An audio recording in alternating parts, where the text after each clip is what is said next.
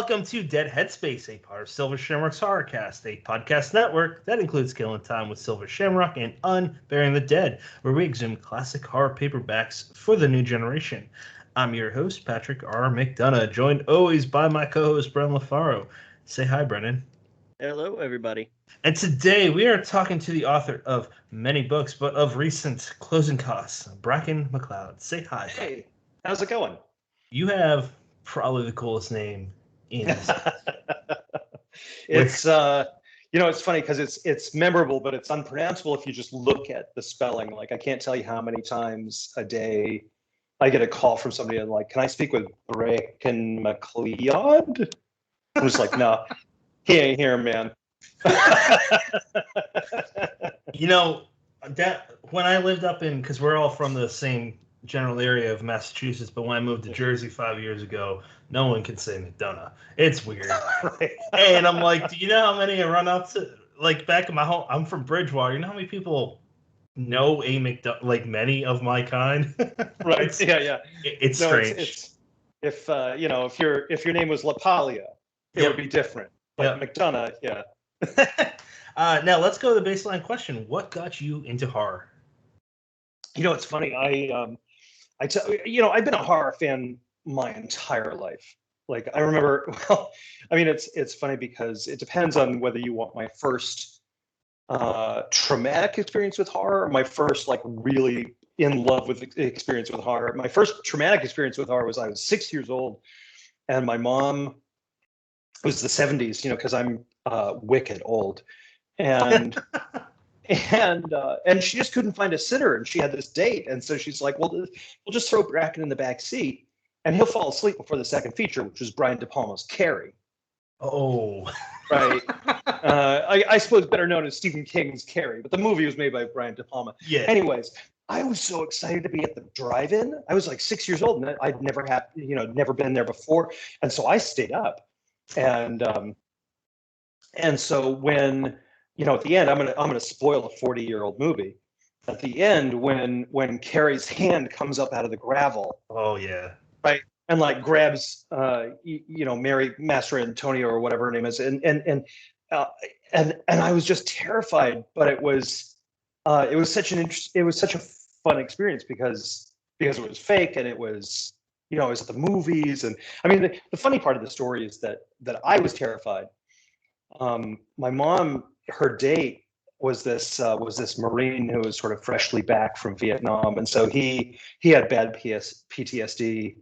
And so when that hand came up out of the ground, he screamed, tried to exit the vehicle, but he didn't bother opening the door. He just tried to stand up. And so he knocked himself out. And so my mom is screaming because her date has knocked himself out in the car. I'm screaming because the hand has scared me. He's scared me, the whole thing. And it was like, all right, well, this is what going to movies is like. I can't believe, but someone beat Mark Steenland's answer of watching Rosemary's Baby, and by watching, I mean hearing it in the back of his car in a drive-thru. Holy shit. Brendan, jump in, buddy. What's your thoughts? Oh, see, now that's exactly what I was thinking. I was like, oh, that's so cool. We've got another, little kid thrown in the back of the car, brought to an inappropriate movie. But oh my God, was that, did that go in a direction I didn't expect? It's so funny because I inherited that car. That was my first car, and there was still a dent in the roof where that guy had tried to stand up, and he had actually dented the roof of the car outward with his head. And you know what? I just I don't even know where to begin with that, because that's so. Have you pulled from that experience in any of your fiction? I pulled from personal experience in a lot of my fiction. I haven't been shy at all about sort of plumbing my childhood and even my adult experiences that were sort of less than ideal to to not just because I'm trying to work things out, but because I think they're actually legitimately scary experiences that that allow me an opportunity to kind of share with people real fears that I have. And I'm one of those guys that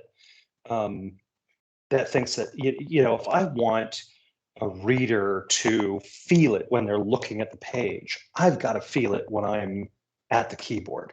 Mm-hmm. And so, creating that kind of experience, is, I mean, obviously it's a lot easier if I'm mining like real sense memory, it's kind of like method acting. Yeah. And so this is kind of the reason that I write the things I write, because what's really scary to me is real human cruelty. Yeah. And so slimy monsters from the quarry don't really do it for me. Like, yeah, no, that's cool, and I enjoy it.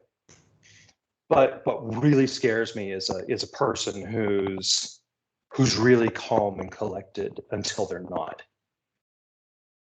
Right. Until they're perfectly cruel. And that, I think, is terrifying, because I've experienced that in my life. Wow. I love how you put that. So I take it that you're also a big fan of Jack Ketchum. Oh yeah. His work for me was transformative. I remember writing early books and feeling like, okay, I can't go too far because I'll lose people, I'll lose the reader. And then I read Off Season, right? And the thing about Jack's work, about Dallas's work, was that he was so good at character. He was so good at creating characters that you really liked. It wasn't just like some splatter tropes where it's like, oh, I got the jock, I got the goof, I got the stoner and the prom girl. He created real characters that you really wanted to see succeed and identified with, right? And then he put them in horrible situations where they were being butchered by cannibals, right? And so, yeah, I read Off Season, and it completely changed the way I thought about writing. And I said, oh, I can go to really, really dark places as long as you've done the work and made people care about the people who are, who are there. So it's funny because I have a kind of a love-hate relationship with the idea of splatterpunk, right? Which is that I grew up on it. I grew up in the '80s, and I grew up with Skip and Spector and Matheson and and these guys, and Clive Barker, was a huge influence on me, right? Same. But they were all writing about the times. They were injecting sort of political, social attitudes into this and creating a metaphorical way for working through the world. And it wasn't just about how gross they could get. And so I love splatterpunk writing, and I love that idea of extreme horror. But for me, it's really got to have heart, at its core, and something to say. Because if it's just like, Rape Van, the book, I'm like, ugh, it doesn't do anything for me. Yeah. But if it's, I'm a disaffected person who's ostracized, and this is how I'm relating to the world, and here's this horrible thing that's happening, like, that makes sense, and I really connect with it. That makes me think of what I think it was the first exposure to, for me, for George A. Romero, his whole zombie world. Yeah. Was the 1990 remake that Tom Savini directed. Oh, right. I'm pretty sure it was Savini that said that. He said it in the daytime, and yeah, it was him actually. He said in the daytime because you want to create this illusion like it could happen at any moment, and you see this one thing, and you're essentially a magician. You see this one thing in the right corner, but out of the left corner, that's where the horror comes, and it's a misdirection. And I love that. I want to go back to one thing that really I can connect with very much so.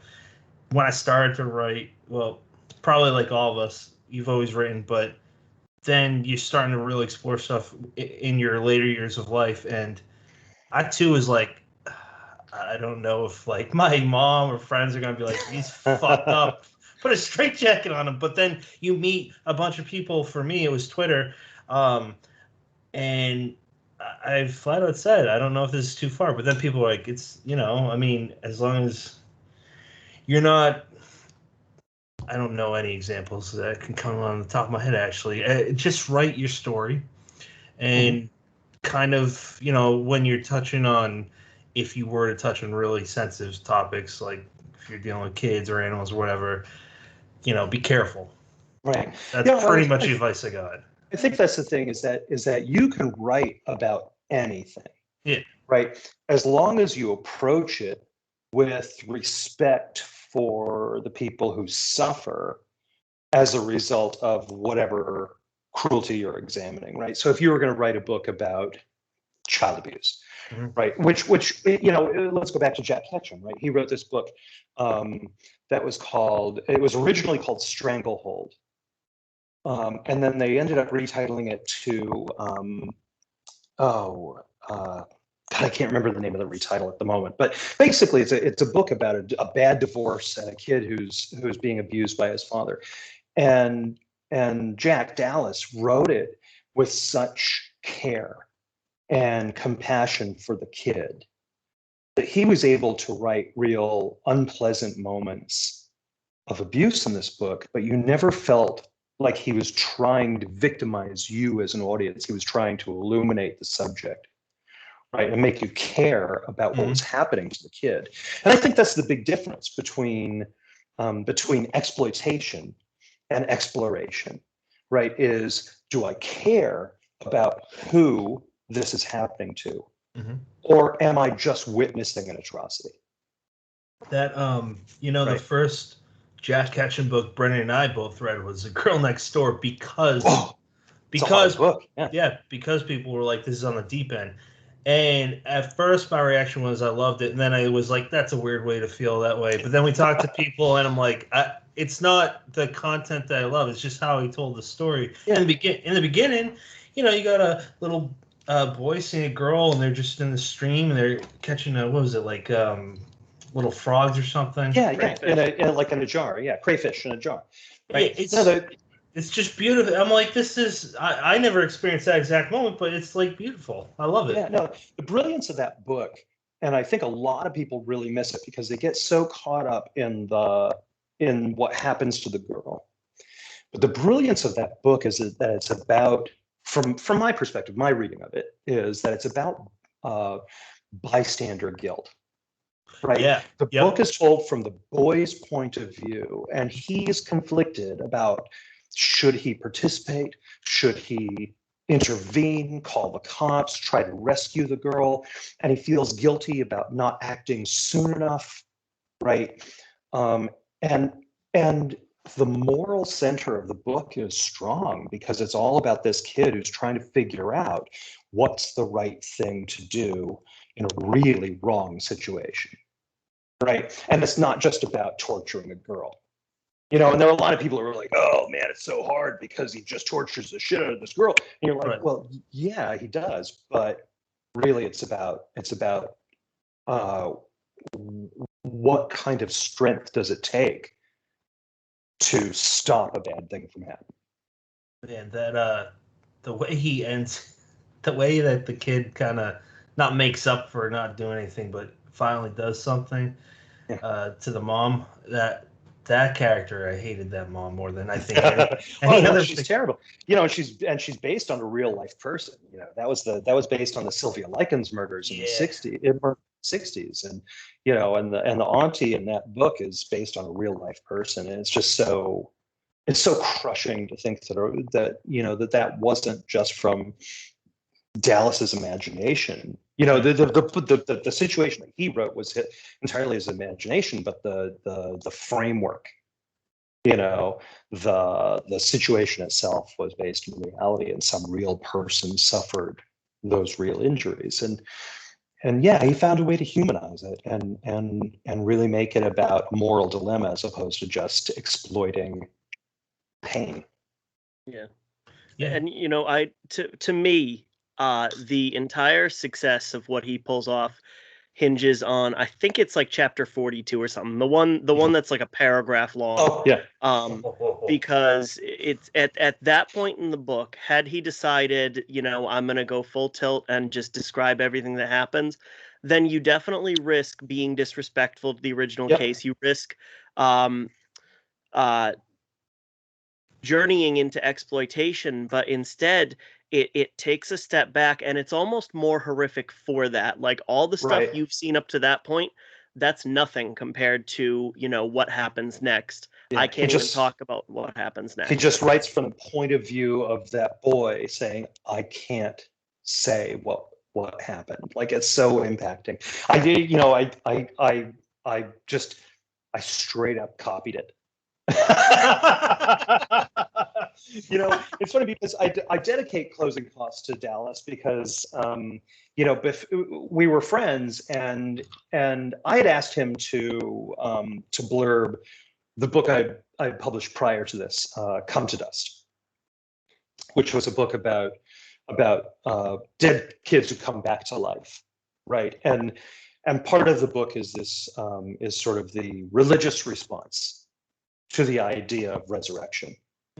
And I felt like it was an angle I couldn't ignore. It just seemed so obvious on the thing. But Dallas's thing was he didn't really want to talk about religion. He certainly wasn't religious, and he didn't really feel like it had a place in his work. And so he's like, can I blurb the next one? Right. Like, I kind of don't want to do this. And I'm like, yeah, absolutely. And so he says, okay, so the next thing you write, send me the manuscript. And he was offering basically to sort of do a beta read of the book. And then he died, before I was able to get the finished product to him. Yeah. And so this was kind of the book I was writing for him to read as a beta reader, the one I really wanted to impress him with. And I did. I pulled a whole bunch of his tricks out of the magic bag, and put them into my book, including that, that idea of the one paragraph chapter, I can't talk about it. And and so that's why the book is dedicated to him, is because it was really my kind of my dialogue with him as a mentor and an influence on my work. Wow. I didn't realize the connection with him was that strong. That's amazing. Yeah, he's one of those authors where when I was really getting into like the independent side of things, I still think it's so weird to say the independent, but I don't know what's to call it, for lack of a better word, because like you and a bunch of others, it's not just the independent market that you're being published in. So for lack of a better word, the independent market, when I started to really get into that side, was about 3-ish years ago. And that was at the end of his life. And I never interact with him, but he's one of those where he impacted me. And I never even knew him. And I just know that he was a great guy. Yeah, no, he was so welcoming and encouraging of new writers and new voices, and he wanted to help people. And so, I mean, there are a bunch of us, Michael Bailey and Paul Michael Anderson and me, and just a whole bunch of writers at that moment that he was really, Megan Arcura Moran is another one, who he just kind of like lifted us up and tried to help us figure out craft and how to write, real, what I call secular horror. No monster, no slimy monsters from the outer beyond, real monsters from, that you would recognize on the street. And he was just a really supportive, warm person. And it's one of those things, you hear it all the time, like, you hang out with horror writers and it's like, oh, horror writers are the nicest people I've met, because they get it out all, they get it all out on the page. And he was kind of exactly that. Like, he was just chill and cool, because I think whatever darkness was in him, he got out on the page. That's awesome. The last thing I just want to, before we jump back to you, is because I want to cover the beginning of the first time you were like, I love horror, what have you, however you word it. Me and Brendan always go back to the fact that The Girl Next Door was published in 1989, and we still can't believe, our minds are boggled that happened. Right. Yeah, no, it's an amazing book, for the time, because it's so bold and it so goes there, and I do wonder what would have happened to his career if it hadn't been for that initial bad review of Off Season by the Village Voice. If Berkeley Books had not had that pushback and had backed him as fully as they had intended originally. You know, and I've told people, I actually told Dallas this before he died. I told him straight to his face, that if he had published Red as Dallas Mayer instead of as Jack Ketchum, that it could have been a mainstream breakthrough, in my opinion, because it's just a beautiful book. You know, and it's entirely a Jack Ketchum book. Like, it's totally him, but it was one of those things where it had so much heart and so much relatability that yeah, if he had gotten rid of the pseudonym for that one thing, he might have just broken huge. But no, it's a huge deal that The Girl Next Door got published at all, given how hard that book is to read. Yeah. Absolutely. So let's go back to the first time you really found yourself loving the genre. I'll tell you the first time I really found myself loving the genre, I was 10 years old and Ridley Scott's Alien came out. Right. And I didn't see this one at the drive-in. I saw this one. We had stolen cable. Because you know, my mom was that kind of person. And then we had like pirate HBO, and they were showing Alien, and I was so kind of hypnotized by the alien, by the xenomorph, and how completely different it looked from anything I had ever seen in my life. You know, and I had seen, you know, the Universal classic monsters and Carrie and a whole bunch of other things sort of here and there, but that was the first time that I really keyed into horror as a new novel experience. And it certainly didn't hurt at all that the main character was sort of a woman who was trying to rescue her cat, because I was a kid with a single mom who worked all the time, and I really liked the idea of this almost single momish character rescuing who she was responsible for. And so it spoke to me as the young child of a single mom, you know. But that was the moment, like Giger's design, and Ridley Scott's storytelling, all of that just resounded. And at 10 years old, that was like, I knew that this was my thing, and these were my people. There's it came out quite a few years ago, but on Giger is a documentary, Dark Star, and man, that was very cool. Just to see a day in the life of him. His backyard is unreal. Right, I know the train. Yeah. And then he's got a restaurant in it's not Sweet. Is it Sweden? I can't remember. So I think there's the Giger restaurant that I think might be in Sweden, and then there's the Giger bar. There's a Giger bar in Japan.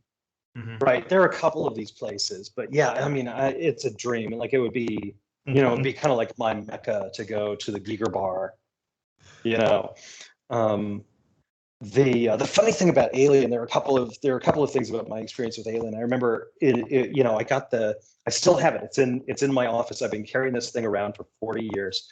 I have the 12-inch plastic Kenner Alien action figure. That's cool. Right. And when I was a kid, like, I remember somebody got me a Chewbacca, like a 12-inch plastic Chewbacca, and I hated it. It scared the shit out of me.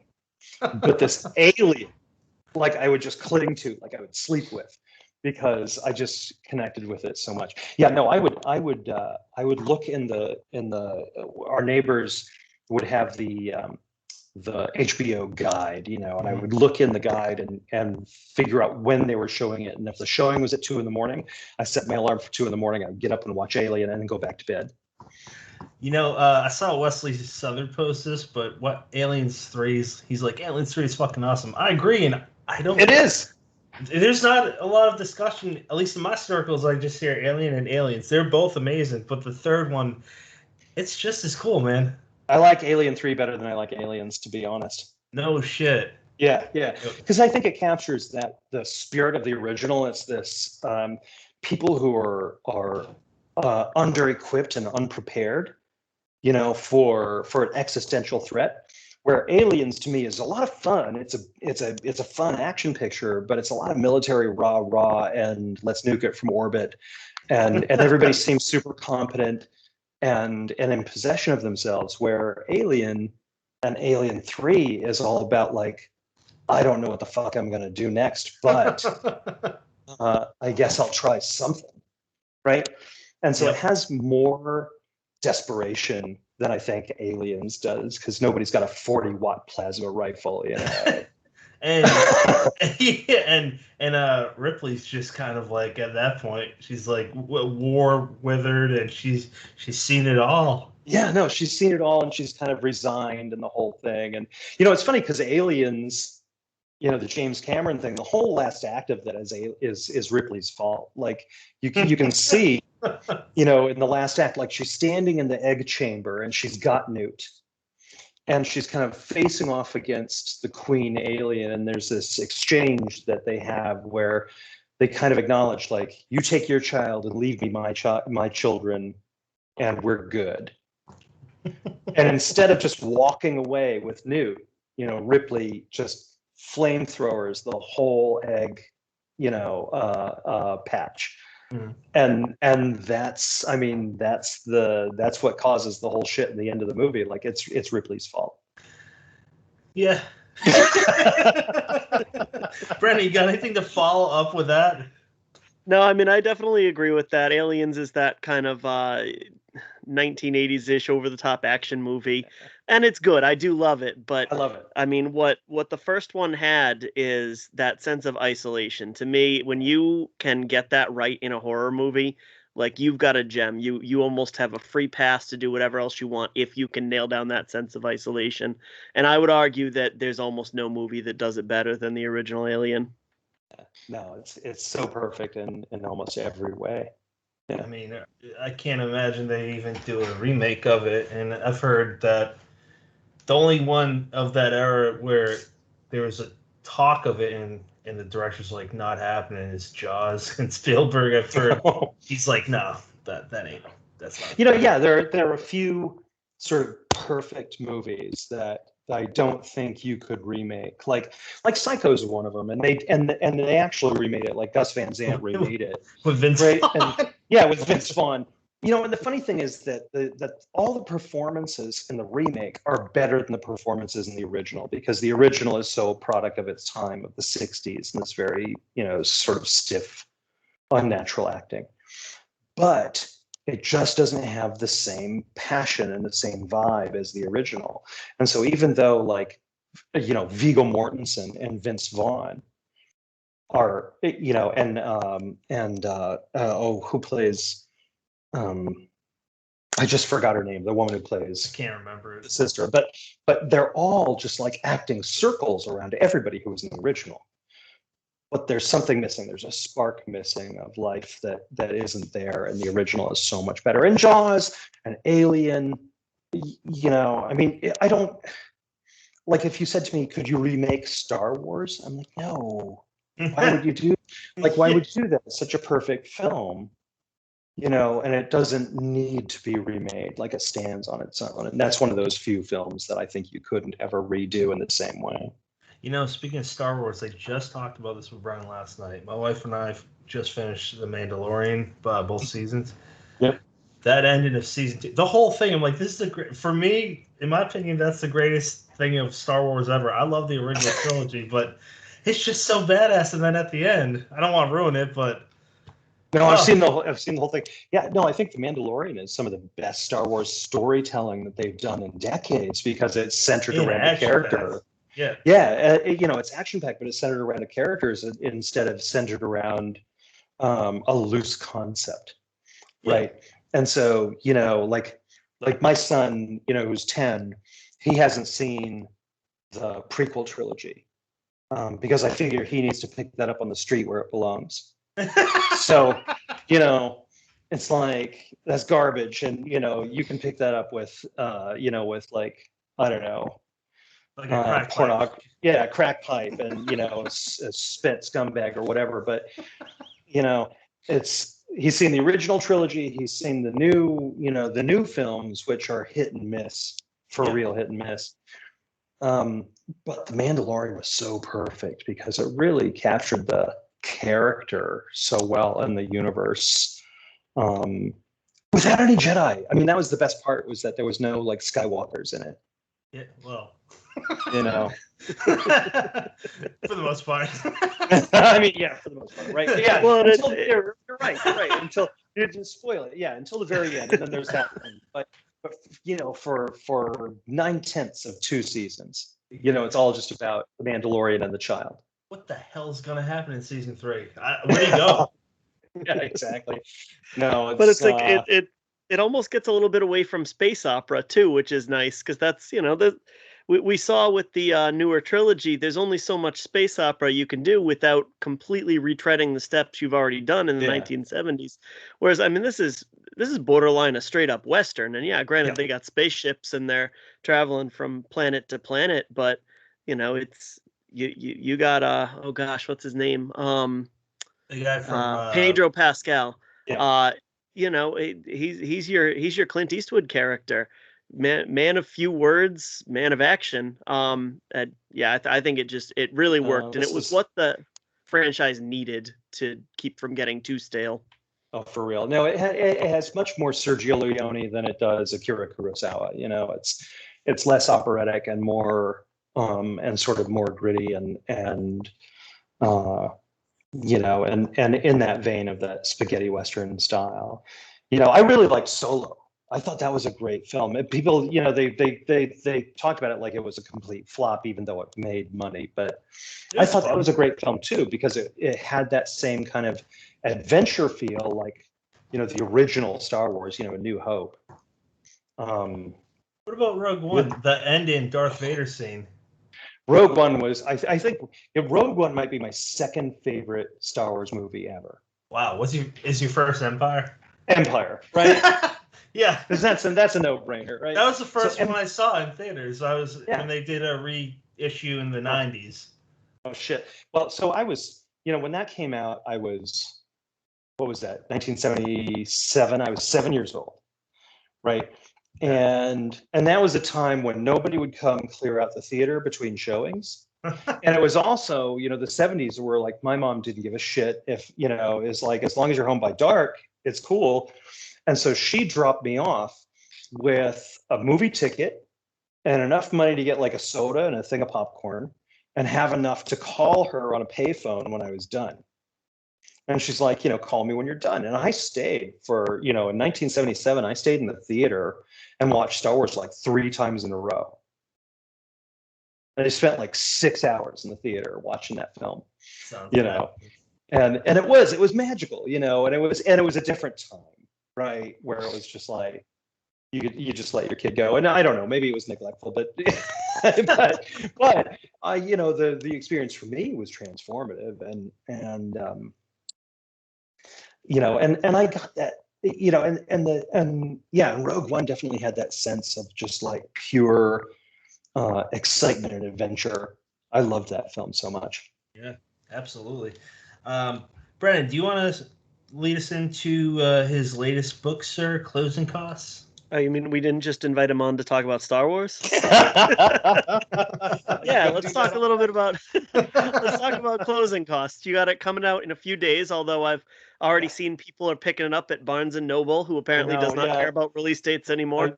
Apparently some stores are just like street dates, schmeat dates, have the book. You know, I saw the same thing happening with Sean Cosby's book, Razorblade Tears. Right. People are putting that out in June too. So hey, your book is in people's hands, and it's in people's hands. I can't complain. It hasn't been pirated, and it's in their hands, and they seem to be enthusiastic about it. So it's like, all right, you know, I'm fine with them getting it a couple of days early. It's all good. So with this one, I'm going to ask you to give us the, you know, back cover type synopsis. Sure. This is one that I feel like if I tried to give the synopsis, I would probably talk for about a half an hour trying to give an appropriate amount of setup. So I'm leaving it to you. I mean, yeah, my elevator pitch for this is, you know, a couple buys their dream home, but it's but it's so much more than they bargained for because other people aren't ready to let go, and their own past is racing to meet them. And so it's a perfect confluence of dreams, nightmares, and broken aspirations all hitting at the same time. And so yeah, the book is about a couple who buys a house, and it's no secret. I mean, it happens in the first 5 pages of the book. Get taken hostage in the house they bought, and that's the least bad thing that happens. Because it just kind of goes downhill from there as their own past catches up with them, and other people's desires conflict with their survival drive. I love the way you phrase that. That's the least bad thing that happens. Yeah, I mean, we start there, and then it just unpeels. Yeah, unravels. We find out more, and it starts with a perfect nightmare. Like, oh my God, there's a person in my house who wants to do me harm, and I mean, if you think of it as just that event, it gets so much worse for them. Personally, I thought the scariest part of the book was that every time when Nell is reading her book, every time she goes to put it down, instead of using a bookmark, she just memorizes what page she was on. How's that for sociopathic behavior? It's hilarious that you say that. That's hilarious because it's funny because Nell and Evan are based loosely on me and my wife, and that's exactly what my wife does when she's reading. I'm very sorry that. No, it's fine. It's fine. I get it because I'm just like, how do you do that? What kind of witchcraft is this? But she just looks at the page and closes the book, and then she'll come back to it like a week later. Like she'll have all sorts of things to do and doesn't have time to read, and then a week later she just opens the book and remembers where she was. And I'm like, this is sorcery. Now we mentioned earlier that the book is dedicated to Dallas Mayer, but throughout the story, whenever Nell is reading that book, it's a Ketchum book. Is it off season, or am I misremembering that? She's in this book. She's reading the last thing, actually the second to last thing he published, which is The Secret Life of Souls. That's right. Yes, yeah. Because I thought that was such a beautiful book, and I kind of wanted her to be reading. It was a thing. It was Jack Ketchum and Lucky McKee. They co-wrote it together, and I often just talk about it like it was Dallas's last book, but it was really both of theirs. But it's a beautiful book, and it's just so amazing, and it didn't get the life it deserved. For whatever reason, like it just wasn't a huge hit, and like Red, I felt like if this had been published as a Dallas Mayer book instead of a Jack Ketchum book, it would have been a much bigger, breakthrough. But but all of his stuff got published as Jack Ketchum because he had a built-in audience. He had a huge audience of people who really love his work, who seek it out, and they would have found it anyway. But I think publishers are inclined to go with the known quantity, which is that name. And so Nell is reading in closing costs, she's reading The Secret Life of Souls by Jack Ketchum. That's pretty cool. So we mentioned earlier that the home invasion kicks things into gear, but then we spend most of the novel's runtime jumping here, there, flashbacks, and unraveling the entire mystery of why this is happening and how deep it goes. So I would love to hear you talk at length about what goes into writing a 300-page book that just has so many moving parts. How do you keep it all straight? How much do you have going into it versus what unravels on the page? Right. No, it's difficult, man. It's funny because the first novel I published, Mountain Home, takes place over 6 hours, and every single chapter has a timestamp. Right, so it's like 2:01 p.m., 2:06 p.m., 2:20 p.m., and it was really hard to write because you have to write a story where each chapter fits into 5 minutes or 2 minutes or whatever. And you know, you can't have people do anything too wild that would take more than that time. And so I'm like, I'm never doing that again. And so this time what I decided to do was I would write a novel that was structured like Pulp Fiction. And I would have multiple timelines that are happening throughout the book that all converge, and you could pick them apart. Like you could take, you know, this chapter out and this chapter out and reorder them so that it was a linear book from start to finish. Right. But I wanted the reader to experience a scene at the moment where it was most emotionally relevant, as opposed to when it actually happened. And it was fucking hard, man. It was like I had to create a I mean, I'm a plotter anyway. I like to write outlines, you know, but I had to literally create like a flow chart of imagine.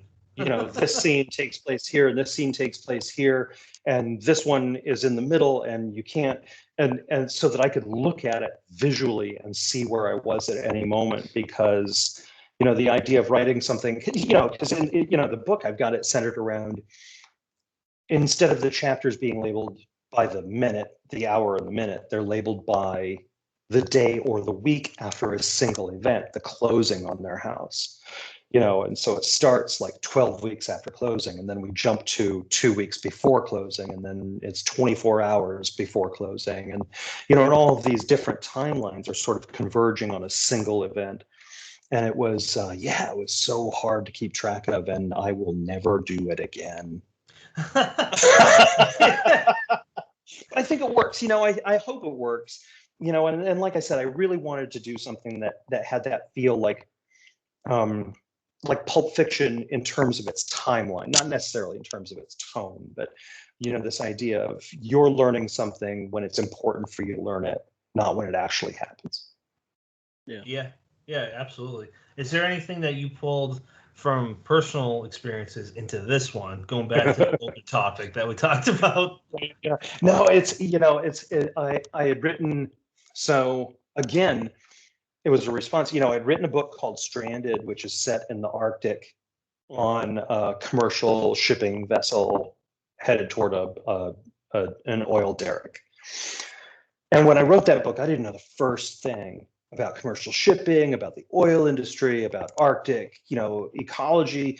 And I had to research all of this stuff so that I could get it right. And it was a ton of work. And so I'm like, okay, I'm going to do a book that doesn't require any research at all. I'm going to set it in my house. I'm going to base the characters on me and my wife, you know, and I won't have to go to you know, to the library or to Google for a goddamn thing. And it ends up being one of those moments where you're like, it seemed like a good idea at the time, right? Because what you end up doing is you end up spending 6-8 hours in your office thinking about the worst possible thing that could possibly, you know, that could happen to you. Mm-hmm. Right. And then my wife would come home from work, and I'd come out to make her a cocktail, because I'm a good 1950s housewife like that, you know, and I would come out to make her like a, you know, a gimlet housewife. Yeah, exactly. I'd come out to make her a gimlet or, you know, a sidecar or something. And I'm still in that headspace of we've got to escape the basement, you know, and how dare you put your hands on my wife, sort of thing. And it ended up being a really hard book to write because I did the opposite of what I had done before, which was a really distanced book from my experience. And this one was fully informed by my real life. So the characters are really into wine, which is something that my wife and I love to do. They live in our neighborhood in a house that's almost exactly like our house, and you know, and so much of my own life went into this book that I feel a really great personal connection to it. You know, it's you're not supposed to pick your favorite children, but this might be one of my favorite things that I've done. You know, because it is really sort of a child of my own experience and my own anxieties. I feel like this is kind of like you know, when Stephen King wrote Pet Sematary, he almost didn't publish it because it was just too personal. It was too scary. Mm-hmm. And this book feels like that. Like it's so scary to me that, but again, it's like it's one of those things. Like if I want you to feel it on the page, I got to feel it on the keyboard. And so I went there, and it'll probably be thousands of dollars and hundreds of hours of therapy. But if you dig the book, it's worth it. I can completely empathize with that. For whatever reason, whatever inspiration, I wrote a home invasion story recently, and it was, I think I wrote it over the course of about a week. I hated every fucking minute of it. I hated editing it. I, hated rereading it before I submitted it anywhere. And, I think it's a good story. I don't know, but I fucking hate it. And it's for the same reasons. The geography of the house, the geography of the outside of, everything that's happening is Yep. based on, is based on my house and my neighborhood. It's a husband, a wife, and two kids, the same makeup I have. It's and I think that's what needs to happen in order for to really allow you to make the audience feel that fear. You have to feel it first. Yeah, no, I think that's it. Is that a home invasion book isn't something that you can necessarily research. I mean, there are lots of home invasions in the news, and I reference a couple in the book. Like, I have Nell in the basement thinking like she's never heard of a news story about a home invasion that ended with people living. And this is part of her fear, right? Is that it's always like they found the bodies of X, Y, and Z after. Right. And so, you do end up going to those really sort of dark places to conceive the story. And when you're trying to create verisimilitude, I mean, you don't really have to do a lot of research to think of how to create fear in a home. You live in a home. Right. And so the natural response is to set it in your own is in your own environment, because that's what you know best and that's what you're most protective of. So it is. So this, I love home invasion stories as a concept. I kind of wish that there were more of them, and at the same time, I'm thankful that there aren't.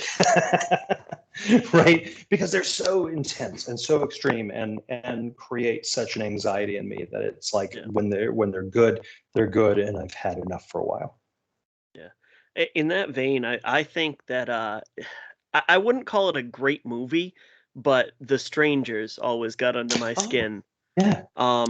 There's a scene in there where I haven't seen it in years, but somebody's just in the kitchen, just going about their business, and one of those creepy ass guys with the bag over their heads just kind of like walks into the kitchen, just stands there in the background for about 30 seconds while she's chopping vegetables, and then just walks out of the frame. And nothing happens in that scene, and it's still so incredibly effective. But it's a violation. Right. Exactly. I mean, just to have a stranger in your house that you don't know is there observing you. It's the process of being beheld and being transformed from a subject, from a thing that is self-possessed and witnessing the world, to an object which is possessed and witnessed by something exterior. That's a transformation from an identity to a thing. And so, the idea of someone being in a room with you and looking at you and not doing a thing is absolutely terrifying, because it changes the nature of what you are, not who you are, but what you are. Are you an object or are you a person? And when that person's in the room looking at you and you don't see them, and then they choose not to do anything, you become an object. Right. Yeah. And it's absolutely terrifying. Yeah. I've had a nightmare where I saw someone couldn't make out any details due to shadow, and it still creeps me out. That was years ago, man. I got a kind of a jokey question. Did you? It's serious at the same time, if that makes sense. Did you bounce ideas off of Paul Tremblay for this? It's funny because we started writing the book. We started writing our two books at the exact same time. Like, I remember I was talking to Paul because I'm friends with Paul, and we were hanging out, and I'm like, so what are you working on next? And he's like, oh, I'm going to do this home invasion novel. And I was like, fuck. I'm doing the same thing. Like, shit, man, we can't do this at the same time. And then it turned out, that his publication schedule was faster than mine. I sold mine later, and it all works out. But we didn't compare notes at all, but we did kind of like commiserate and go, yeah, this is a provocative idea. This scares me, and but it was funny because I've had this experience before. I wrote the book about the kids coming back to life, and at the same time that I had just sold my book, Craig DeLuey announced that Simon & Schuster was going to be publishing his book, Suffer the Children, which was about a very similar concept of dead children who inexplicably come back to life. And I had that exact same experience where it's like, oh, come on, you got to be kidding me, man, right? And so I had a conversation with Craig, and he was just like, don't worry, they're going to be completely different books because we're completely different people, right? And it's not like this is a really amazingly original concept that nobody could have ever thought about, like kids coming back to life. And he was absolutely right. And so the books are completely different. And mine and Paul's books are completely different. Yep. But it was one of those moments where it was just like, Paul tells me he's working on a home invasion novel. I mean, you got to be kidding me. Because this came after the Craig DeLuey thing. And I was just like, can't I come up with a single thing that's original? But, You guys seem like you're real. I don't know, but you guys seem like you're pretty much best friends. I love it. You guys both seems like prolific, and you're both good at what you do in the same industry. Good friends, yeah. No, we play role-playing games together, and and occasionally get a hangout if we, and not so much in the last 15 months, but right. Yeah, but no, Paul's great. And it's fun because it's a pretty unique experience to get to be friends with like your favorite writer, because he's probably my second favorite writer after Cormac McCarthy. Right. And so it is exciting to just kind of like, I imagine other people would think about like, what if I was friends with Stephen King? And that's kind of the experience I get with Paul. Like, oh shit, I love this guy's writing, and whenever he puts out a book, I put down everything in my life to read his book, and we get to drink beer and play, and play D&D together. That's awesome. To some extent, not in person until Scares this year or later this month, but I'm like that with Ronald Kelly. Me and him were just talking this morning. I'm like, I still can't believe we're friends. Right. Yeah. Like, he wrote so many good books. It is. It's funny, and Paul is so great. He blurbed Closing Costs, and he seems to, and he's a big fan of the book. And so it's like we like each other's work, which, that's awesome. Which is so much fun to, to sort of share with a person whose work you respect and that. So yeah, it's, I'm not sure what else to say. Like, I have no complaints about being friends with Paul Tremblay. Yeah. I love that. It's a humble brag, I love that picture that you posted recently. You're on like a milk crate. No, I'm 5'11" and he's like 6'4", and I'm just like, I want a picture where we're just kind of like at the same eye level, and so I had to pull out a step stool. Stand on the step stool, and I took this selfie and of course staged it. So Izzy Lee was there too, so she could take the picture of me standing on the step stool, because it's only funny if you get to see the behind the scenes picture. That was I saw another picture. It was like you guys and Eric LaRocca and. Oh yeah, same night. Yeah. That's awesome. That's like a big group picture of amazing writers. That's fantastic. We had a nice barbecue in the backyard. It was, I think it was me and Eric LaRocca, Izzy, Paul, and Chris Golden, and we just kind of like hung out in the backyard and grilled meat and drank wine and and talked shit. It was good. Man, not that I would be invited, but it's moments like that where I still wish I lived in Bridgewater. Right? No, it is. It's funny because if you had told me, the 15-year-old me who like dreamed of being a writer and and was like fucking shoplifting Del Abyss books, right? And that someday you won't just get to have books on a shelf, but you'll get to be friends and peers with really great writers. I would have just been like, the hell you say? Like, you don't know what you're talking about.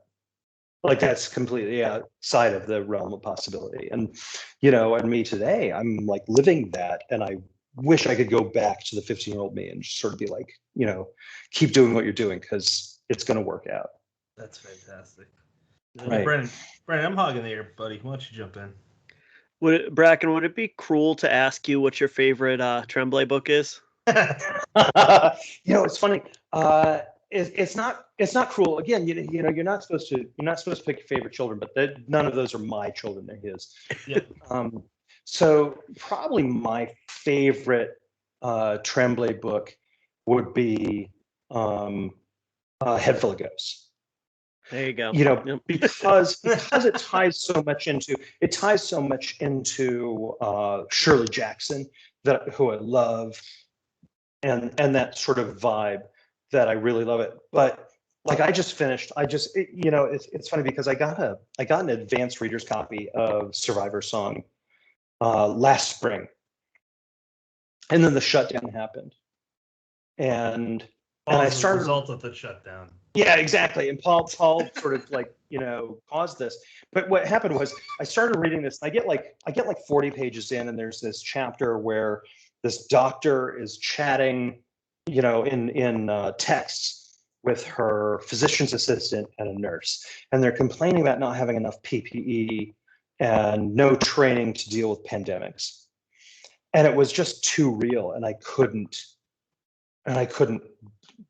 do it. Like in March of 2020. And then the paperback came out, and one of my favorite things about Paul's paperbacks is that he always adds that PS section at the back of the paperback. Like it's funny because I'm a stupid fanboy, right? So I get ARCs, and then I buy the hardcover, and then I buy the soft cover, right? Because all of them offer something different to me, but the PS paperback came out. It had all these liner notes at the back, like, oh, here's all of the things that I was thinking about when I wrote the book. And I'm like, well, shit, I can't read the liner notes if I haven't read the book. So I sat down like 2 weekends ago, and I read the whole book in a single weekend. Wow. So a close second to me after A Head Full of Ghosts would be Survivor Song, because it's just such a perfectly executed book. But yeah, it was one of those things where at the moment that it came out, I wasn't ready for it. But after 15 months and vaccinations and a reopening and sort of a breath of life as it should be, not entirely as it was before, but a semi return to normal, then I was able to actually consume the book, and I just tore it up. I wonder if it was harder for people like you and I. I'm on the south coast of Massachusetts, right outside of Fall River. Okay. If it was harder for us to read it because we're reading about, real local locations, not just a hypothetical hospital on the other side of the country. Right. But what odd timing with that one, strange. It was super present. Like, people say it was prescient, but for me, it was really present. Like, the things that I was reading in that book were the things that I was experiencing right now. Like, friends of mine who are, ER doctors and immunologists who are like, I'm double gowning because I don't have adequate PPE. And, and yeah, exactly. Reading about locations that I've been to because I've been to Paul's house or whatever, and I've been in that town and on that street, and it feels different than reading a book set in Los Angeles, right? Where I really don't know the layout and the geography and and all of that. So no, I think it probably is scarier to New Englanders and Massachusetts residents especially. So. Speaking of being locals, one of my best friends, he lives in the same town as Paul, and that park that he writes Devil's Rock, and I'm like, oh, I've been there a lot. It's a little creepy, man.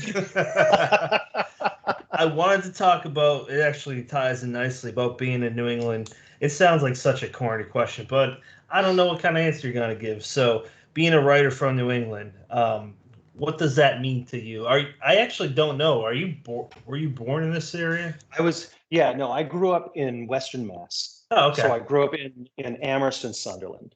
And then when I was about 10, my family moved to Southern California. We moved to San Diego. Right. And it was a long process of kind of returning to New England, but I eventually did it in my 30s.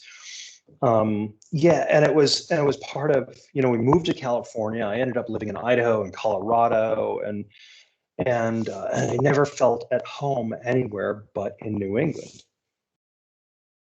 And so part of writing about New England, because almost everything I write is set in New England, and part of that for me is a sense of belonging and a sense of this place as character. Like I really connect with this place in a way that, I guess my first book was set in Idaho, and I connected with that place as a place of anxiety because I never felt like I belonged there.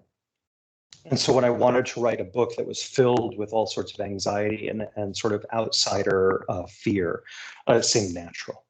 But everything I do now, is almost entirely set in New England. And it is because I feel like the place is a character and the place is something that that kind of informs my attitudes about the world, about my life, about my family. And it's funny. So I've set Closing Costs is set in a fictional town called Ripton, and I've set a few things in Ripton now. And I don't know if you guys are familiar with the idea of Ripton, Massachusetts, because I didn't create it completely all on my own. I'm not.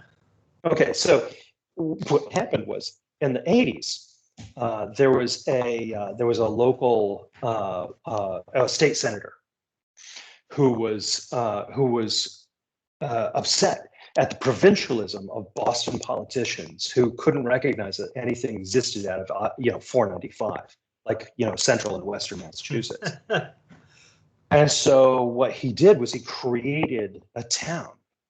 There was a Ripton, Vermont, but no Ripton, Massachusetts. So he created Ripton, Massachusetts, and he presented legislation to the state legislature to fund like roads and police and and all sorts of infrastructure spending on Ripton, Massachusetts. And it just got rubber stamped. It just got passed because okay, fine, Ripton, Massachusetts gets X amount of dollars for civic infrastructure. And it was his way of pointing out, like, you guys don't even know what you're doing because there is no such place. And he was a unique breed of honest politician. So he put all that money into escrow and he didn't keep it, but he returned it. But he made it a big point, like, you guys don't even know what you're legislating because there is no such thing. That's crazy. So I remember the story, and I remember being really amused by it. And I was thinking, like, I want to set stories in a place where I can kind of create the geography and the street structure and all this stuff without having people write me angry letters, about like, oh, fuck you. There's no Ketchum Street in Amherst, right? And I'm like, fine. And so, and so I remembered the story, and I went looking, and I'm like, there have to be like a dozen novels set in Ripton, Massachusetts. There isn't one. Wow. So I just took it. It's my Castle Rock. Now, it's like Stephen King took Castle Rock, Colorado, and put it in Maine. And I'm just like, fine, okay, I'm gonna take Ripton, Massachusetts. That belongs to me now. Dude, that's awesome. I've never heard of that before. That's really funny, and it's not really surprising that politicians would just kind of bullshit and try to fake it until they make it. Yeah, it's just like, you guys, you don't even know. And so he tries to make a point by making them do something so stupid that they can't deny they did it. Brennan, you got anything on this before we jump to the next topic? I really like your point on, writing in Massachusetts or writing in New England being, part of the character and almost more comfortable. I completely agree with you. It's just, I'll set things here by default. My second book I wrote, I put in Arizona, and the whole time it was kind of like why did I do that? But there's an air of the characters having like, what the fuck are we doing here? Let's get out of here. So and I think that's, it definitely works within the story. Whereas anything I set in Massachusetts, it's just like, okay, I have a comfortable, familiar backdrop. I know the layouts for the most part. Even if I'm making them up, I have an idea of somewhere I'm basing it on. And it's, I've lived here all my life, and I probably will continue to do so. It's just this is home. Yeah. No, I get it. I lived for years in Colorado, and I could set a story easily in Colorado Springs or Denver or whatever, but I just didn't feel that kind of belonging and connection to a place in Colorado that I feel here. And so, for me, writing about New England is like writing about myself, like it's writing about my blood, where writing about Colorado is a place I lived. And that's no slight to Colorado. Like, I loved it. It was a beautiful place to live, and it was fun, and it was easy to live there because the climate is really nice. But yeah, in terms of culture, geography, history, it wasn't where I belonged. I mean, just a few authors of the past to name. You got Nathaniel Hawthorne, Dr. Seuss, John Cheever. I'm just going to leave it at those three because that's a big list. Along with those three. No, it's the literary tradition here is long and and deep and I mean, I'm proud to be a negligible figure in it. You know what? yeah, right. You know what? I actually got a few more. Benjamin Franklin technically is a writer, and Lovecraft, Rhode Island, Edgar Allan Poe, Boston, and Cotton Mather. He, the dude from the Salem witch trials. Yep. He wrote like 200 books or something, like some crazy number like that, and had a connection with Franklin as well. So yeah, there's a long history. Yeah, I love Poe's relationship to Boston because he was originally from here and then ended up transplanting to Baltimore. And he had such a contentious relationship with the literary figures in Boston. He called like Longfellow and those contemporaries. He called them the Frog Pondians. Because he wanted to write like genre literature, although at the time there wasn't, nobody thought of it as genre literature, but he wanted to write, crime stories and horror stories and Longfellow and these guys were like, oh, why don't you write, about, grass and pastoral things? And it's just like, fuck you, I'm going to drink more gin. Frog Pondians, and I love how antagonistic he was toward it. It's funny because I love it entirely, but I also love his idea of rebelling against it. In no way am I trying to come off insulting, but that is from my observation, like you. You can't love a thing unless you kind of also hate it a little bit too. Yeah. I mean, you kind of intimidated me when I first interacted with you like 5 years ago on Facebook. You were like you look like a dude that could beat the shit out of me, and you're just very loud. And I was like, I don't want to piss him off. I'm, it's funny because if you ask my close friends, like they're all like, oh, he's a super teddy bear, and I believe it. And I'm like, quit fucking ruining my reputation, you dicks. But that's great. I mean, but they're not wrong. I tend to like people more than I dislike them. I gotcha. Yeah, that's there was this some people really dislike. I mean, there are some real assholes out there.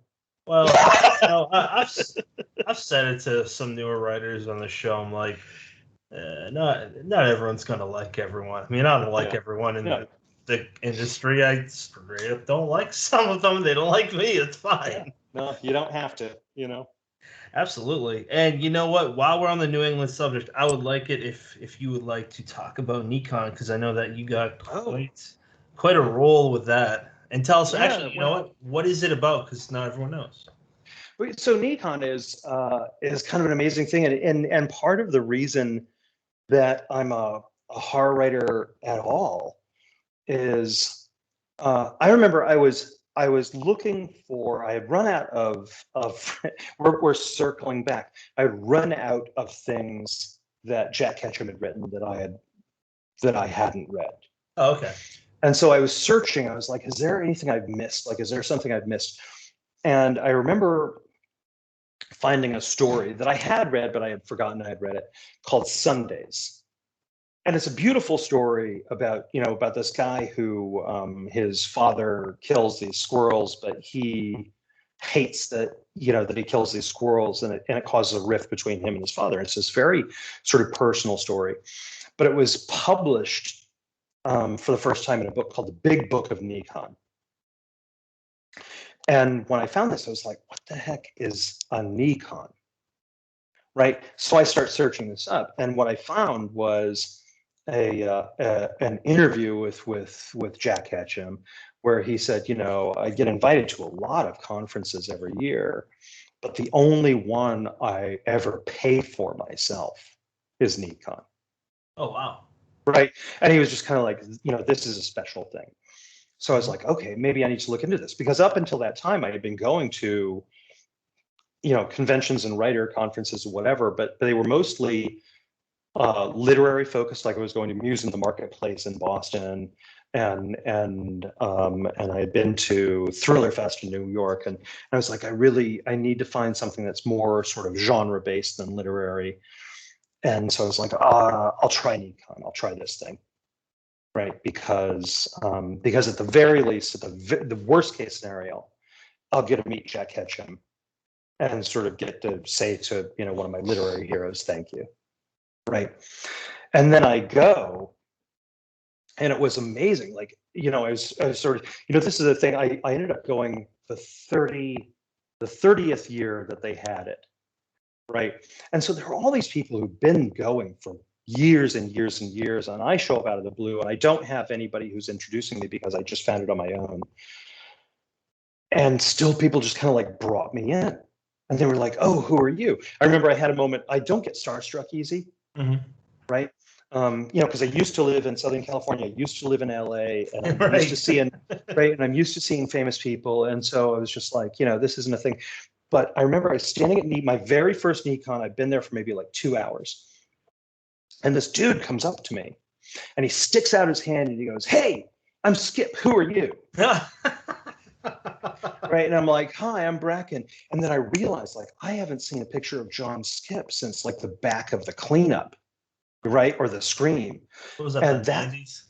Yeah, exactly. And that's right. Who's introducing himself to me, like asking who I am. And I had a complete moment of like fanboy paralysis. I was like, holy shit, you're John Skip. It took me years to overcome that. Right? But it was a great moment. It was sort of 100% representative of what that con is like. Is like somebody like John Skip will come up to a complete stranger with no idea what their background is, what their publishing credits are, why they're there, and just be like, hey man, it's good to meet you. Who are you? That's awesome. I know, it was great. It was so great. And so, over the years, I haven't missed one since, right? Wow. I've been going for the last 10 years.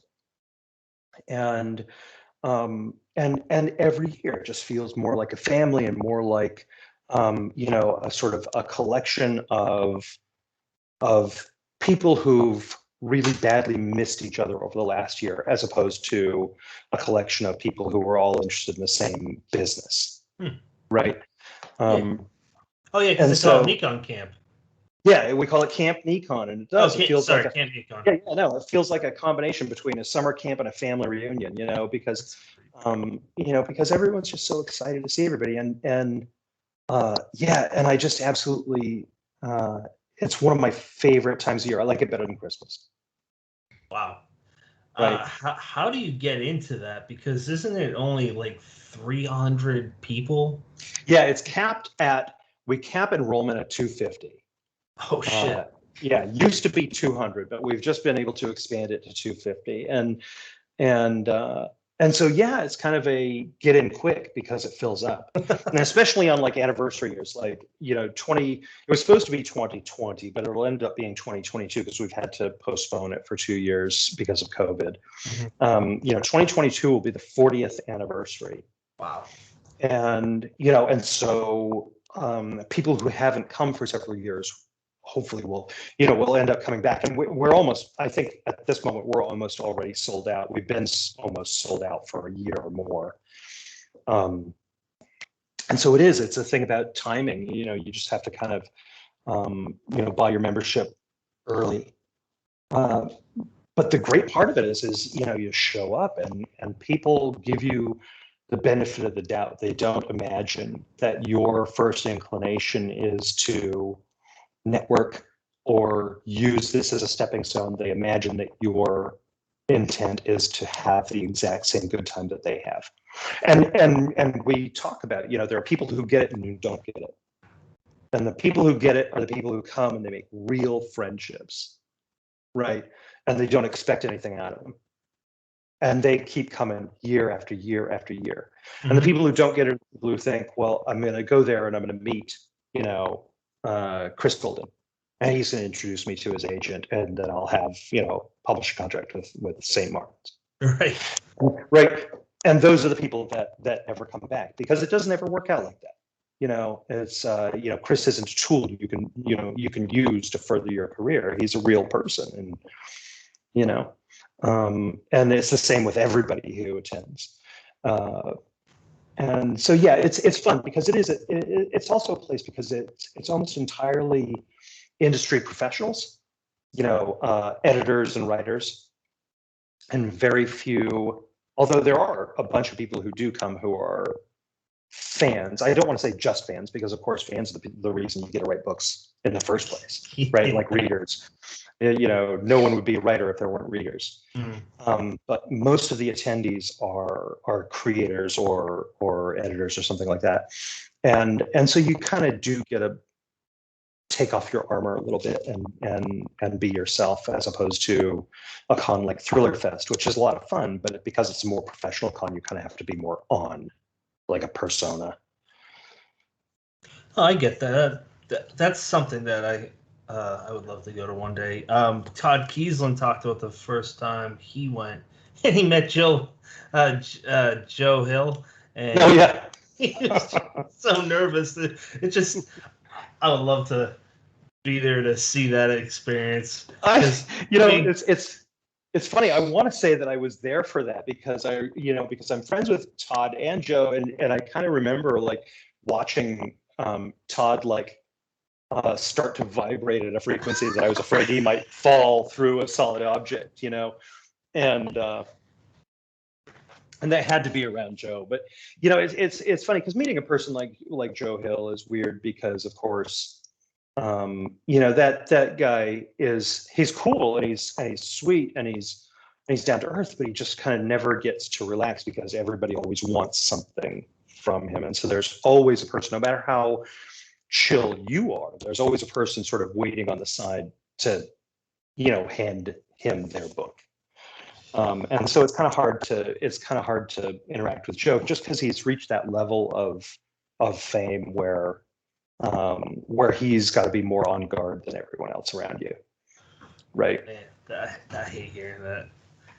And it is a bummer because I think he had a great time at Nikon. We had a great time having him at Nikon, but it's just not a thing that he could come to every year because it's odd to be a guy like Joe Hill out in public, I think. Oh man, that's like a great place to be in, but it's also a shit place to be in. Well, you think about levels of fame, and I go, Stephen King doesn't go to anything anymore, and part of the reason is I heard a story once where he was staying in this hotel at a convention, and he was on like the 14th floor, and somebody scaled down the balconies. Oh my God. And jumped on his balcony and was knocking on the sliding glass door on the 14th floor of his hotel room, and it just scared the shit out of him, as it would any sane person. That's giving me anxiety. Yeah, exactly. And that's the thing. It's like you just can't, if you're Stephen King, I just don't think you can go to a con and have the same kind of experience that everyone else has. And so, everyone dreams of being like Stephen King rich, Stephen King famous, but I'm not sure anybody really wants that. right? think- Because it involves such a radical change in the way you're able to interact with your peers and your fans and your friends and all of that. Yeah, that's true, man. You know what? Just two names that I think would probably be a nice spot would be Jonathan Mayberry or Joe Lansdale. Like, they're huge. Right. Oh, yeah. But, like, for people that aren't like us, I think the general public probably, even Mallerman, I've said it before, I don't think the general public at this point would know who they were and what they're connected to. It's not like, and it's it's funny because you 2 out of 3 of those guys are dead ass killers. yeah, So I think they, Joe Lansdale and Jonathan Mayberry are both like really accomplished martial artists. So I think they're sort of more possessed of their surroundings. But even then, like, you don't want to be the guy who killed a fan because he reached into a messenger bag to hand you his manuscript and you thought it was a gun. But the legacy. Right. Yeah. I mean, that's, completely random, not really happened sort of memory, but, but yeah, I think Joe and John both are in a state in their careers where they're huge and they're really popular, but they're not so globally famous that they can't go out and enjoy themselves in public, which is a nice place to be in. Like, I talk about Joe Lansdale all the time as sort of being my, kind of like my model of success. Not in terms of like, I guess totally in terms of when Joe puts out a book, if he puts out a crime novel or a horror novel, or a comedy farce like Bubba Hotep, or something completely different from all that, no one says, "Oh my God, Joe Lansdale's doing that." Yeah. Right? They just go, "Ooh, a new Joe Lansdale," right? And that's exactly what I kind of want. Is like, if I write a book about dead kids coming back to life, or a science fiction book about crossing,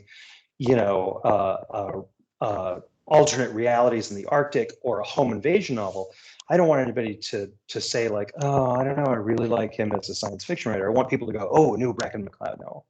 And it's super arrogant to think that I might be at that stage, because I'm sure I'm not, and I've got a whole bunch of different readers who are relatively impressed or depressed by what I'm putting out. But yeah, Joe is at that kind of level of success in his work where he can do anything he wants and people dig it because they understand that a Joe Lansdale novel is a Joe Lansdale novel, no matter what he's writing about. And that's my aspiration. That's a great aspiration. And you know what? They're all really, I don't know Joe, but from what I hear from his friends like you, him, I do know John, and I talked to Lansdale a decent amount. They're all very nice people. Yeah. They have not let it get to their head. No, he's a sweetheart.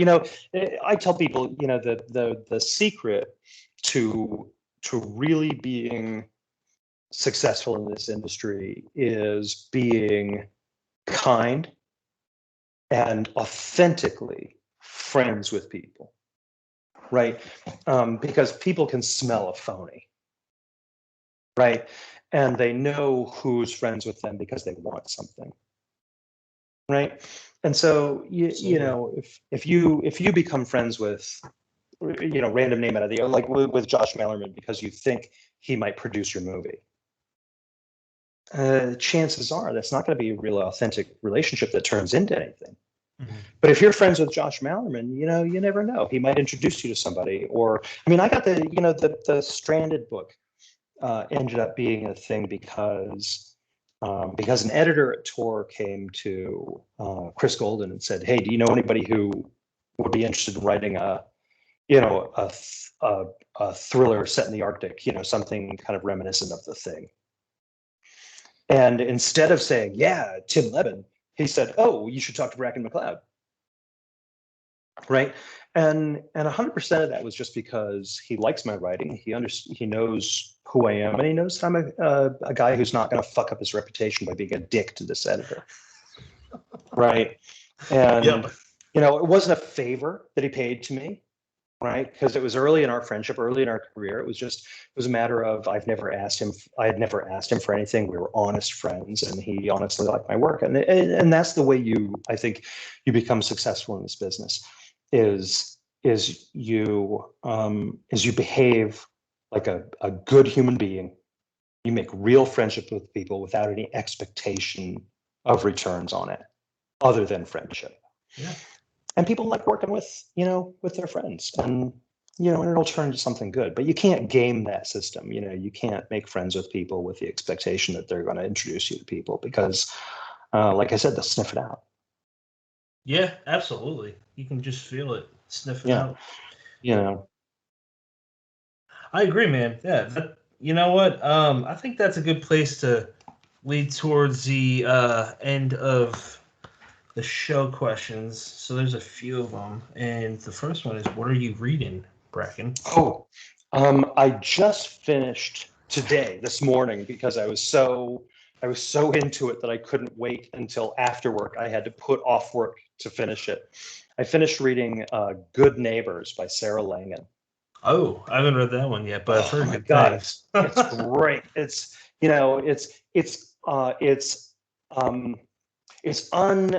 unashamedly a riff on, and it's openly a riff on the Twilight Zone episode, "The Monsters Are Due on Maple Street." Which one's that? That's the one where the power goes out, and everyone starts to wonder why the power's gone out on this street, on Maple Street. And then one person's car will start, and everyone turns to them and says, what do they know? What kind of thing are they into? Mm-hmm. That they have power and we don't. And so the whole neighborhood turns on these people just because they happen to have a car that starts. And and at the end of the Twilight Zone episode, of course, it's aliens that are manipulating everything, and they're like, look, this is how you conquer Earth. You just manipulate people's insecurities and fears, and they'll turn on each other. Right? And it's a brilliant episode of the Twilight Zone. And Sarah just, she straight up names the street in her book Maple Street, and has characters in there that are named the Sterlings as opposed to the Serlings. Yeah. Right. But she's riffing on this idea of a neighborhood will tear itself apart based on suspicion and anxiety and the desire to keep secrets hidden, and it's absolutely brilliant. I read it this weekend. I started it on Saturday and I finished it this morning. We're talking on a Monday morning or a Monday evening, I guess, and I can't say enough good things about that book. The other one, I guess it was Survivor Song, that I had read the weekend before. I had just read that one. I'm about to pick up Red Widow by Alma Katsu, which sounds like it sounds like an amazing book. And I loved The Hunger, her book about the Donner Party. This one comes from her personal experience as a CIA and national security analyst. So it's like a spy thriller. But she's a wonderful writer whose work I love. But Good Neighbors by Sarah Langan. You got to pick it up. It's so good. That sounds really great. And if I were to recommend a particular thing, I don't normally plug individual business, but I'd say get the book club copy from Barnes and Noble. Okay. Because it has a whole extra exclusive essay at the end by Sarah about all of her influences and what she was trying to do in writing the novel, and it's it's a wonderful behind the scenes look into the mind of an artist creating a thing, and it's 100% worth the trip out to Barnes and Noble to get the book, because the extra material that's in that edition is phenomenal. That's really cool. Brennan, normally I ask you next, but I will wait for you to go last this time, sir, if that's all right. That's fine. So I am reading I got two chapbooks today. Speaking of Joe Lansdale, The Hunger Snow. I am pumped. This is by Death's Head Press. Audio listeners, I'm holding up the book very close. It's got stitching in it, which I thought was really neat, and it's 227 of 500. I've never bought a chapbook before, but I got two at the same time. The other one's by Sina Pelayo. They're Nice. They're two of my favorite authors, and this one's called Snow White's Shattered Coffin. Together, they're under 80 pages, so quick reads right there. But yeah, talking to Lansdale, we had him on 2 weeks ago. We could legitimately talk to him for like 12 hours straight, and we wouldn't. Oh yeah. I mean, that guy's got so many nuggets of wisdom, and he produces so much. It's inspiring. He's legit a guru. Yeah. Like I would seek him out in a cave, to learn the secrets of the universe because the guy's got insights into writing that are beyond amazing. There are two guys that I talk with that I feel that way. It's Joe and Ronald Kelly. They're both of the same in the 80s, and they still produce a crazy amount. And then you got your Keynes, Mayberry, and then guys like you, Tremblay, and Christopher Golden. So it's really nice to see this as a younger writer. I'll speak for Brennan here that it's possible to do what we want. So that's really cool. Brennan, what are you reading? I am about in the middle of John C. Foster's Rooster, which comes out, I think, actually on July 20th as well, from Gray Matter Press, and it is a first-person, very noirish. Tells the story of a hitman going through some really wild shit. It's a lot of fun. It's a pretty crazy ride, and I'm enjoying it, and I'm looking forward to talking to John about it in a few weeks. I haven't read that one yet. I love John's work. I really loved Mr. White. I thought that was a great book. Sort of this good things about it. This wonderful mix of like spy thriller and supernatural horror that I hadn't seen before. John's a great writer. So yeah, no, I'm really excited about Rooster. That's awesome.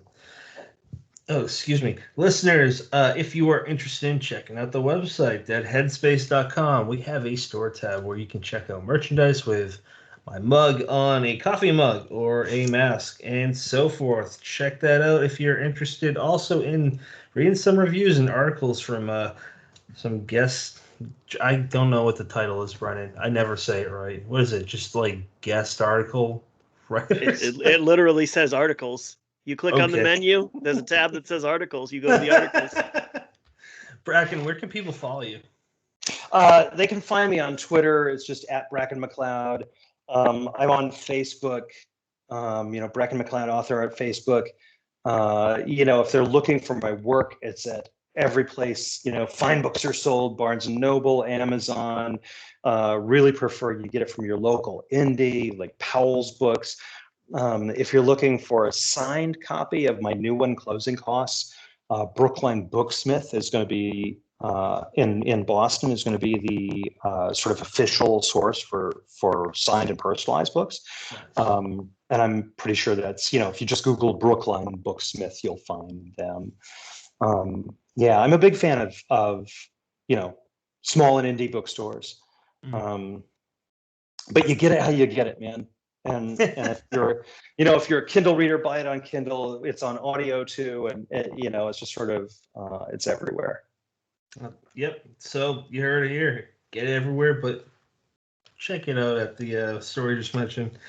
Final thoughts, Bracken. It's funny. When I was a lawyer, I would have clients, come to my office, and I would prep them for like a deposition. And I would explain to them, I said, if at some point during the deposition, opposing counsel is going to say, is there anything you'd like to add that we haven't addressed yet? And I would tell them that the answer is always no. Okay. I thought there was more. This isn't a deposition, and I'm not under oath. So I just wanted to say, this was a lot of fun. It's, I never get tired talking about craft and talking about horror and talking to people who are passionate about books and writing books. And it's just been a pleasure to be on the show, man. Oh, thank you so much, man. Seriously, appreciate your time. It's been a little over an hour and a half. And, you hit us up when your next book comes out if you'd like. And Absolutely. Will do. Sweet. And Brennan, you know what? I'm just thinking out loud. We should at some point have a New England roundtable. I don't know why we haven't thought of this before. So let's do it. Yeah. I'll keep that in mind. Keep that in mind for season 3. Do we know any New England writers? More than enough.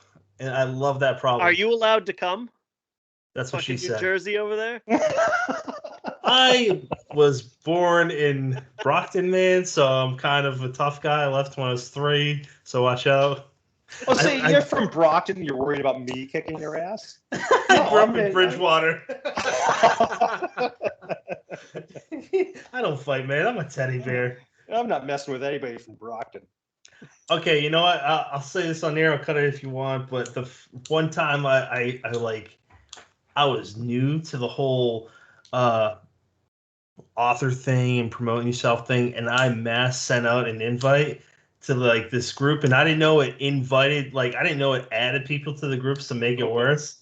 You got pissed at me, and I'm like, I tried to reply, and then you're like, no, you doubled down, and I'm like, I'm just gonna shut the fuck up. I apologize for that. I was new, and I'm like, oh man, Andy, he looks like a warrior from Bravehearts. Oh yeah, it's a pet peeve, and hey, it's a good one. I see now why. Before I was on Prozac, I might have been much more antagonistic about it, but I'm glad we have the relationship we do now.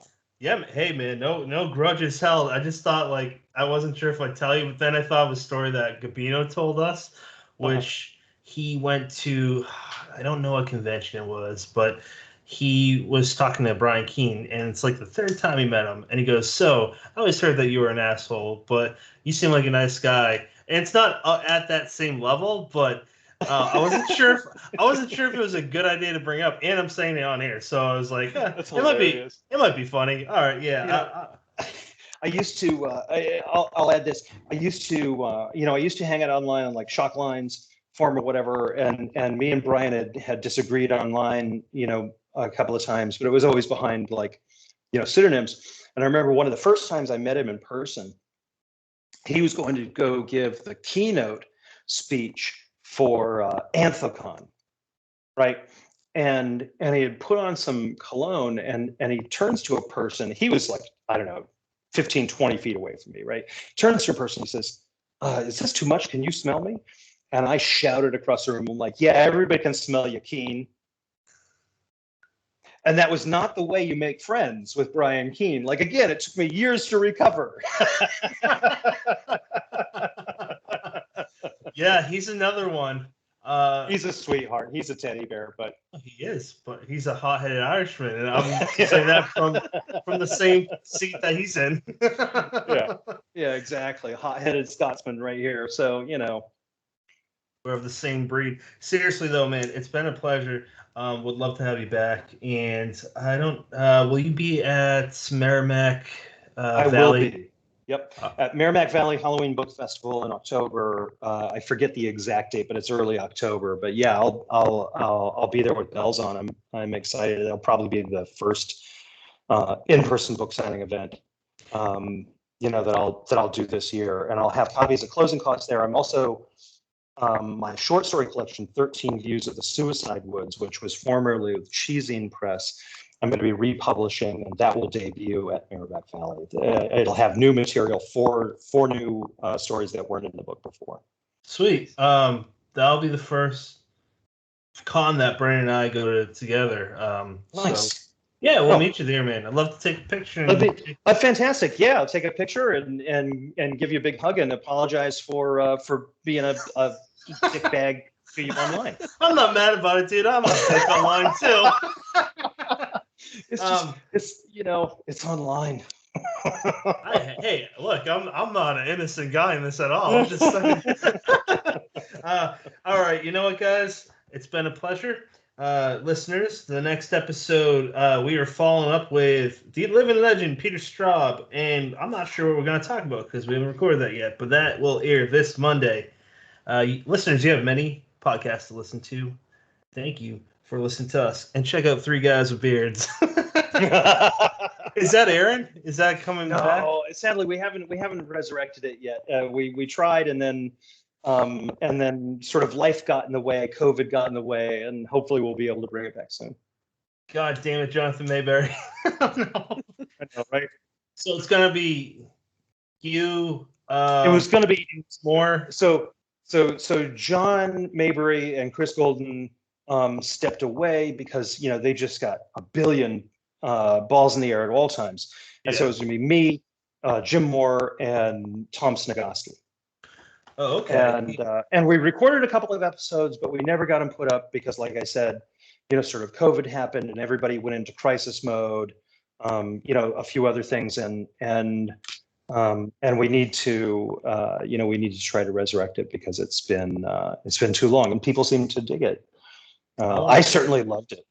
Yeah, you guys gave us that tease on the end of the horror show right before that ended. Oh, right. Yeah, I know. And then we dropped the ball. Typical Bracken. David Bracken. Man, it's been a real delight. I gotta go hit the hay, guys. I got work in the morning, so I've had a great time. Yeah, no, I got to get my kid to camp in the morning too, but yeah, no, this has been absolutely a pleasure, and I'll be happy to come back anytime you want me. Oh, thanks, man. That's gonna be a blast too, because we have a lot of stuff that we haven't even touched on yet with you, such as being a lawyer. Oh, I've got stories. All right, brother. Have a good night. Brennan, have a good night. Listeners, have a fantastic night, morning, day, whatever time it is. Have a good one.